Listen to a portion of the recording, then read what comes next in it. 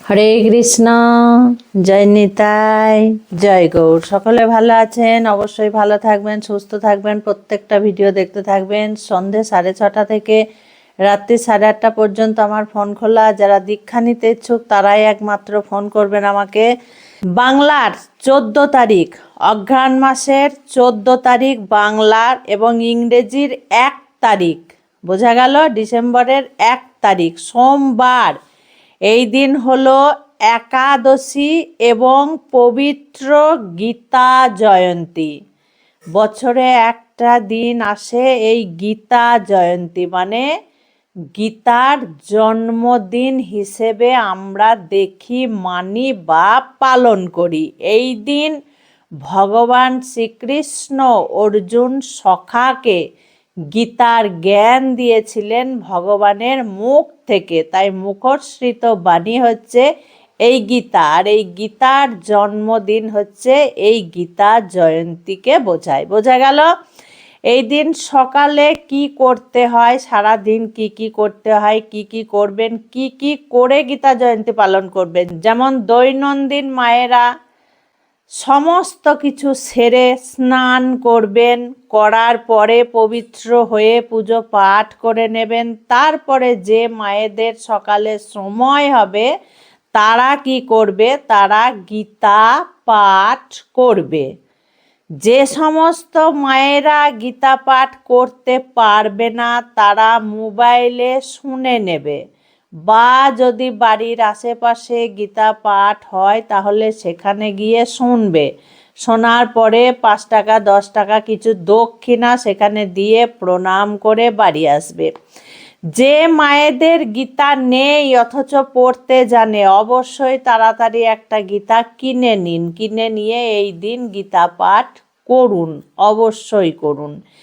যে মায়েদের ঘরে গীতা আছে কিন্তু পড়তে পারি না, পড়া হয় না আমাদের, মানে পড়তে পারি না, তাহলে সেই দিন গীতাতে একটা তুলসী দেবেন চন্দন মাখিয়ে, সেই গীতা মাথায় ঠেকিয়ে প্রণাম করে গীতা গীতা গীতা উচ্চারণ করে রেখে দেবেন। তাতেও আপনারা অনেক ফল পাবেন।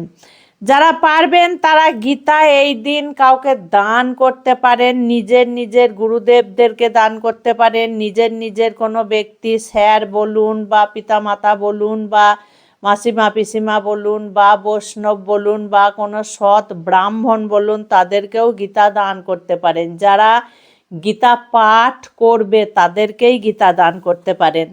ভগবানের কাছে আগের দিন সংকল্প করবেন যে আমি আগামীকাল গীতা জয়ন্তীতে 1 থেকে 18 অধ্যায় পর্যন্ত গীতা পাঠ করব।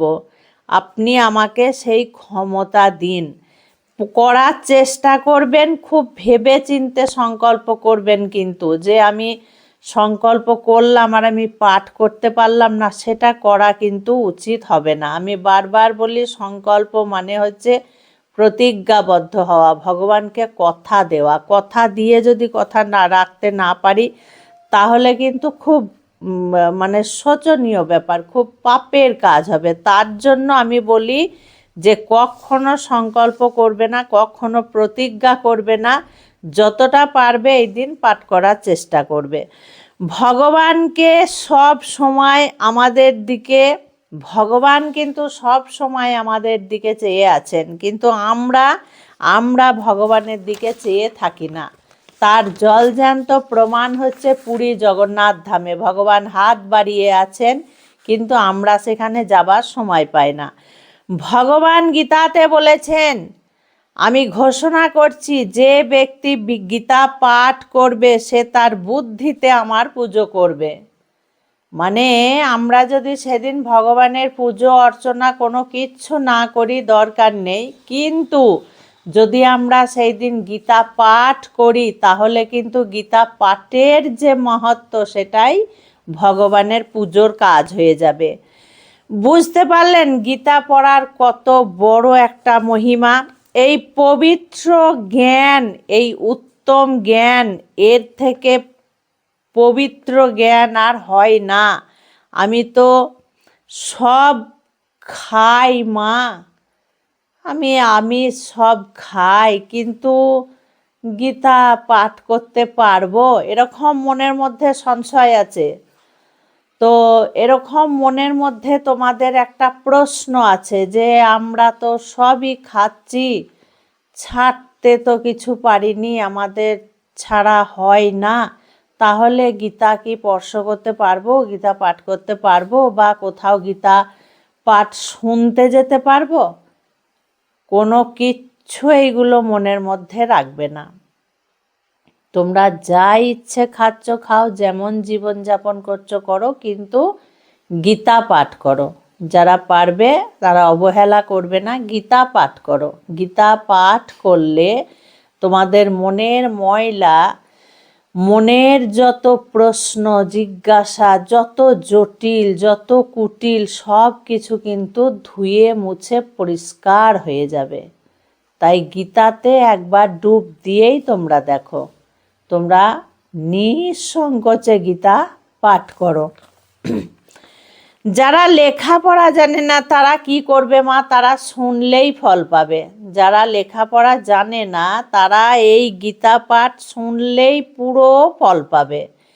ভক্তি ভরে গিয়ে বসবে, গীতা পাঠ শুনবে, শোনার পরে যখন শেষে উঠে চলে আসবে, তখন তাকে 10 টাকা 5 টাকা দক্ষিণা দিয়ে প্রণাম করে চলে আসবে।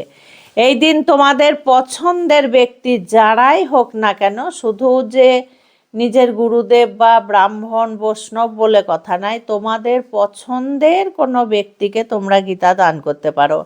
এই দিন গীতাকে তুলসী অবশ্যই দেবে, চন্দন দিয়ে মাখিয়েও দিতে পারো বা না মাখিয়েও দিতে পারো, কিন্তু ঘরে যদি গীতা থাকে তাহলে অবশ্যই গীতাকে এই দিন কিন্তু তুলসী দেবে।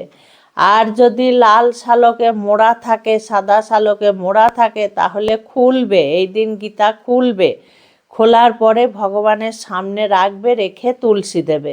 তারপরে সারা দিন রাত থাকবে, পরের দিন আবার তোমরা শালকে মুড়ে সুন্দর করে রেখে দেবে। কিন্তু যে মায়েরা পাঠ করতে পারো, এই দিনটা কিন্তু বাদ দেবে না। এই দিন কিন্তু পাঠ করতেই হবে, পাঠ করাটা খুব দরকার, যেহেতু বছরে একবার গীতা জয়ন্তী আসে। তো আর যে মায়েরা বলো যে মা আমরা তো 12 মাসই পাঠ করি, খুব ভালো কথা। 12 মাস যখন পাঠ করা হয়, এই দিন তো অবশ্যই বেশি করে পাঠ করবে। আর ওর কথা কান দেবে না যে মা 1 থেকে 18 অধ্যায় পর্যন্ত গীতা পাঠ করতেই হবে, তা নাহলে পাপ হবে, এরকম কোনো কথা নয়। যেটুকু পারবে সেইটুকুই পাঠ করার চেষ্টা করবে, তাতে তোমাদের মঙ্গল হবে। খুব ভালো থাকবে, সুস্থ থাকবে, সুন্দরভাবে গীতা পাঠ করবে। আর এই দিন তো একাদশীর দিন আমি তো মায়েদেরকে বলি তোমরা যতটা পারবে তার আগের দিন কাজকর্ম সেরে রাখবে, যতটা পারবে কাজ কম রাখবে একাদশীর দিন, তাহলে তো গীতাটা পাঠ করতেই পারবে। অবশ্যই গীতা পাঠ করতে পারবে। বোঝা গেল? খুব ভালো থাকবে, সুস্থ থাকবে, প্রত্যেকটা ভিডিও এইভাবে দেখতে থাকবে। আজকে আসছি। হরে কৃষ্ণ, জয় নিতাই, জয় গৌর।